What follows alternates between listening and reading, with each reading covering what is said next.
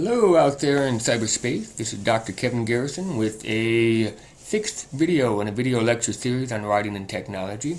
To give you a quick recap of what we've talked about up to this point, we've looked at two aspects of technology and writing. First of all, we've defined technology primarily by looking at substantive theory, arguing that technology has a substantive or a market impact on who we are in our existence. And then we looked at writing as a substantive technology, or writing as technological. And we argued both with Walter Ong's Orality and Literacy and Robert Logan's Alphabet Effect that writing has a huge impact on who we are, primarily on the way that we think. So today we're going to be taking on a new topic, which is this question of how can we harness the power of technology, or if it's even possible, how can we harness the power of technology, of writing, to critique or potentially further technological advance. Primarily we're going to focus on this question: how can we critique it? To do so, we're going to look at two authors, George Orwell and Aldous Huxley, their two books, and how their predictions, their prophetic predictions, came true or did not. Let's start with Orwell, 1984, published in 1949. It is currently in the top 100 list of Amazon. Right now, 2 weeks ago, it was the #1 book sold on Amazon.com, and as of this week, it is the #3 book. I think that has a pretty clear explanation for it, mainly that we see in George Orwell a lot of talk of Big Brother, of doublespeak, of thought crimes, and this idea of politicians saying something that they don't actually mean. And with the recent election results of Donald Trump taking office and his administration coming out and saying things like alternative facts, it kind of gives you an idea of why people might be really concerned about our technological future in the hands of somebody who likes to present alternative facts, very similar to doublespeak. The other book that we're going to contrast it with is Brave New World, written in 1932, I believe, by Aldous Huxley. His thesis is a little different. It's not that the world is going to hell in a handbasket, but rather it's that people are fundamentally happy. The characters in Brave New World don't suffer much. They have their soma, their grams of soma, which are their drugs that they take at the end of the day to allow them to escape any of the pain that they did feel throughout the day.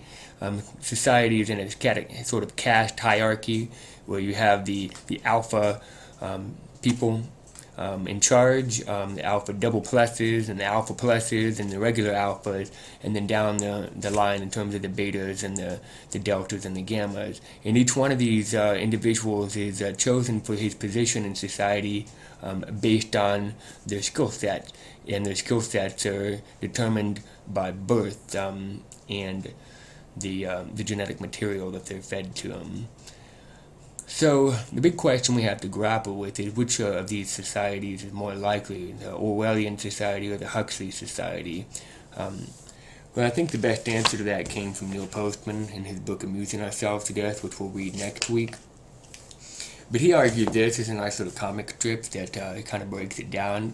Orwell feared that people who would ban books, which it happens, and obviously we have banned book readings here at ASU's campus to bring attention to that issue.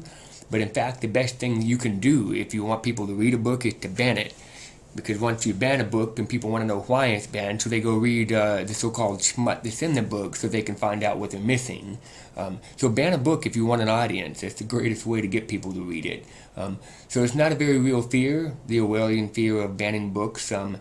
Huxley says the exact opposite, that there would be no reason to ban a book, for there would be no one who wanted to read one. And in fact, in Brave New World, there's a character who quotes Shakespeare, John the Savage, quotes Shakespeare, and at some point he's reading Romeo and Juliet to one of his friends, and his friend just simply doesn't get the story, because in the Brave New World they don't have parents, and so they wouldn't understand a story that's based on parents not allowing their children to have love affairs, because the children are having the feelies, for crying out loud. They're going around touching each other, having fun.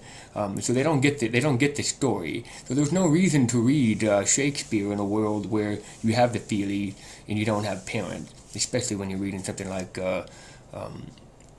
Romeo and Juliet.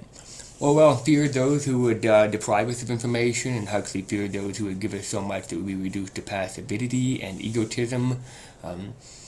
It's not that they're holding back information from a political sense, but rather we're being inundated with politics and information. We can see this in Facebook. For the last, I would say, 3 months of my life, every time I log into Facebook, I see nothing but post after post after post after post after post on politics and people's responses to these political questions.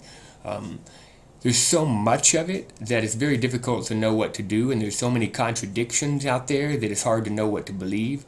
So we get very passive because there's nothing we can do. We feel like there's nothing we can do because there's so many different ideas available. In 1984, people are controlled by inflicting pain. In Brave New World, people are controlled by inflicting pleasure, specifically by taking their somewhere at the end of the day and playing centrifugal bumble puppy and going to the feelies and doing the orgy-porgies and going to the cinema and having their basically pornographic movies displayed to them. In short, Orwell feared that what we hate will ruin us, and Huxley feared that what we love will ruin us. In other words, it's not fear techniques, but rather pleasure techniques.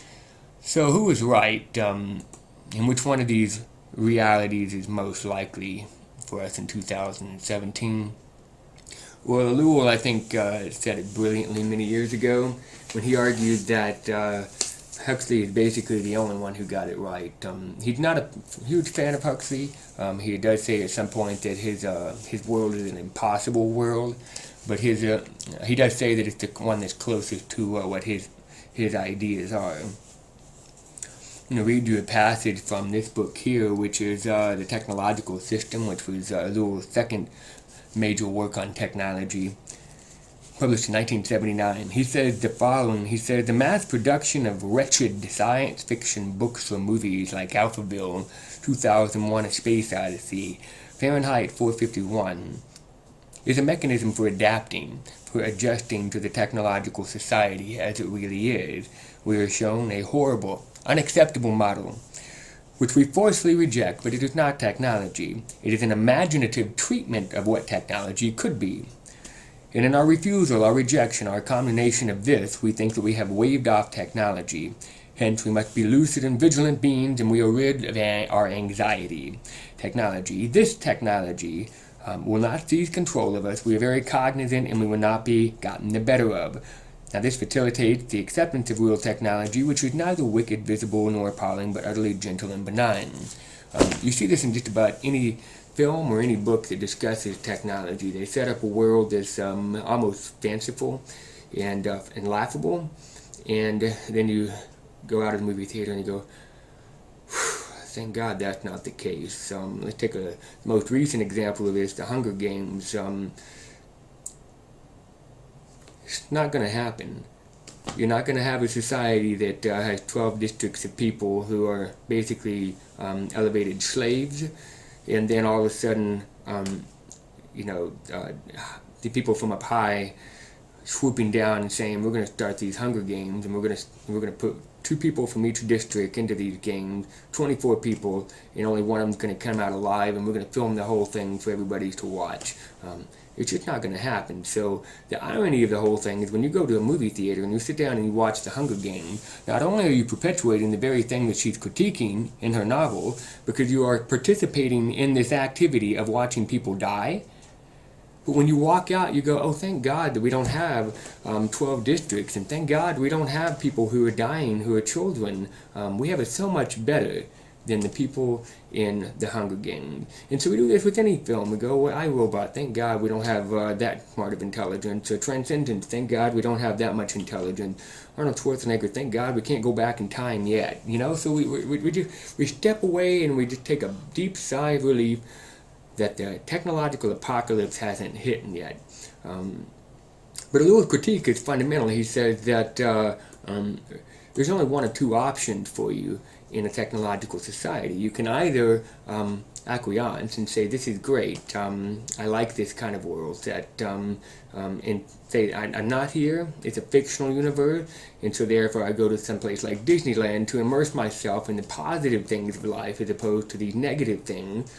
Or he says you can kill yourself to escape it after you've had your existential crisis. My argument, building off of Lewell's argument, is this, that there's one of two possible approaches for understanding where we are in 2017. And there's this idea of somnambulism or hypnopedia. Let me explain what I mean by this. Technology studies is full of illusions and metaphors and references to sleeping.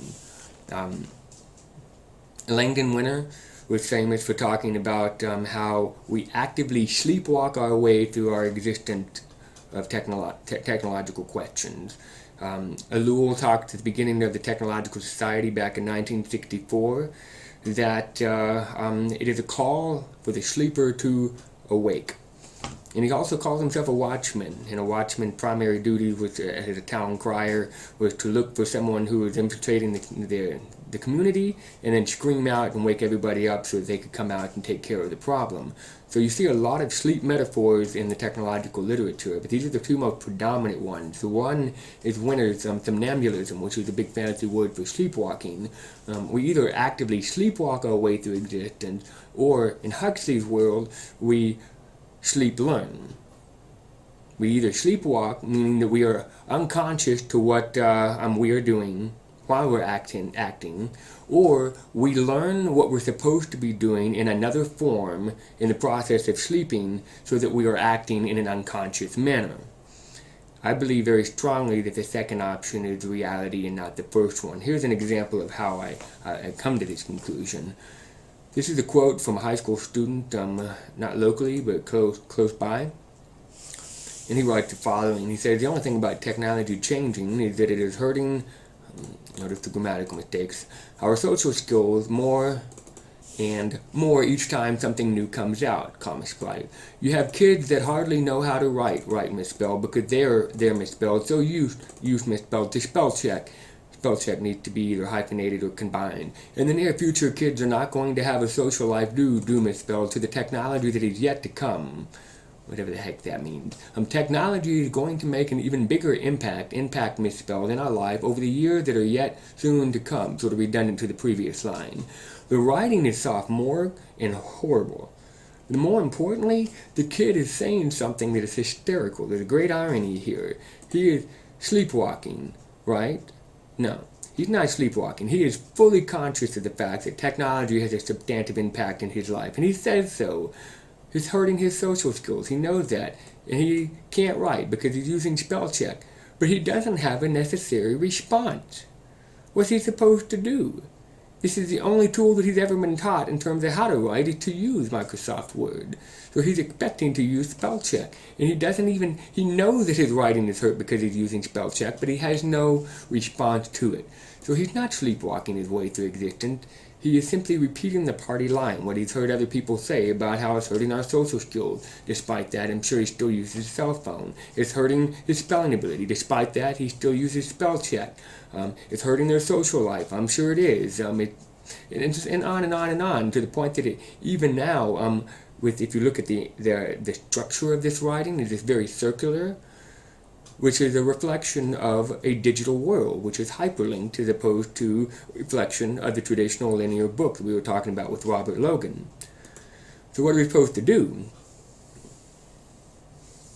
Well, my argument is simple, is that writing primarily furthers technological advance, as we saw with Lewell's argument, but it also provides us with the ability to stand up and critique it.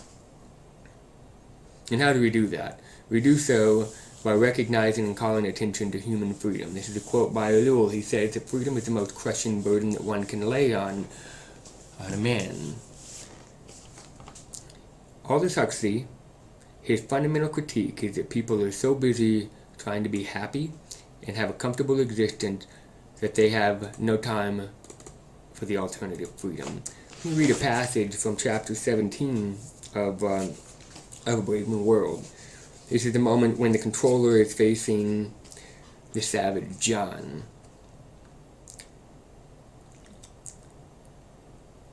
And Savage John says this. He says, I don't like inconveniences. Well, I like the inconveniences. And the controller says, we don't. We prefer to do things comfortably. Savage John says, but I don't want comfort. I want God. I want poetry. I want real danger. I want freedom. I want goodness. I want sin. In fact, the controller says, you're claiming the right to be unhappy. All right then, said the savage defiantly, I'm claiming the right to be unhappy. And the controller says, not to mention the right to grow old and ugly and impotent, the right to have syphilis and cancer, the right to have too little to eat, the right to be lousy, the right to live in constant apprehension of what may happen tomorrow, the right to catch typhoid, the right to be tortured by unspeakable pains of every kind. There was a long silence. I claim them all, said the savage at last. And the controller shrugged his shoulders. You're welcome, he said. So in the process of trying to make ourselves happy or quote-unquote comfortable, sorry, the video feed cut out there. What I was saying is that technology allows us to have our metaphorical cake and to also eat it too. Great example in Brave New World is how hypersexualized the culture is. They have pornography, and they have the feelies, they have the orgy-porgies, which are sort of religious, sexualized experiences. They have soma they can take in the evenings, which allows them to escape into the world of their own creation. They have television, etc. So it's a hypersexualized environment. But the nice thing is they don't have to have any of the consequences of having sex. They don't have relationships with people, because that brings up too many negative emotions. And also they don't have to have children because most of them are sterilized, and the individuals who aren't sterilized have birth control. We see the exact same thing in 2017, right? That people have a number of outlets for sexual frustration or desires. They have pornography. They have birth control issues or abilities. They have the ability to, if they do end up having a child, to take the morning after pill, or to have an abortion, or to give the child away up for adoption. So there's a number of abilities to not only have your sex, but to not have any of the consequences of having sex. And we see this in the vast majority of technology that people adopt. Take medications, for instance. We want the ability to have a pain-free existence, so that when I tore my meniscus a few years ago, the first response that most people have is, did you have the meniscectomy? I'm supposed to take out the bad part of the knee, rather than actively trying to rehab, rather than trying to keep the pieces of my body that belong in my body.